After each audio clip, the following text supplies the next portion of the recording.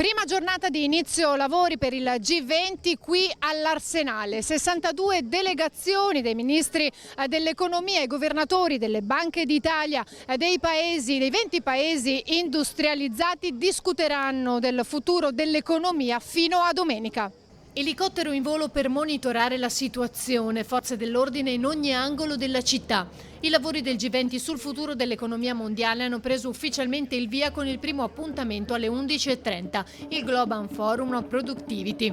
Massimo il livello di sicurezza garantito. Venezia infatti richiede maggiori forze in campo rispetto ad altre città per il fatto di essere sull'acqua.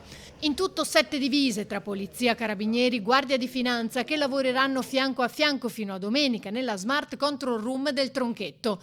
Una sala operativa interforze che coordina oltre 1600 uomini. Il primo caso in Italia in cui viene organizzata una sala così, ha evidenziato il comandante della polizia locale Agostini, e che potrà essere presa come modello.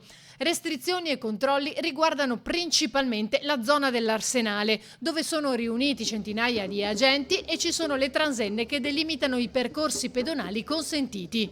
I varchi sono presidiati. Residenti e frontisti devono munirsi di apposito pass per poterli attraversare. Sono operativi i divieti di navigazione privata e pubblica in alcuni canali. Massimo il rispetto nei confronti dell'ambiente, come dimostra l'angolo allestito dalla Protezione Civile in cui gli agenti possono rinfrescarsi bevendo acqua senza utilizzare centinaia di bottiglie di plastica. E se al Tronchetto c'è la mente che coordina, al Terminal 103 della Marittima c'è l'hub interforze con oltre 1500 aggregati di polizia, carabinieri e guardia di finanza che vi fanno base prima di essere inviati sui luoghi da presidiare.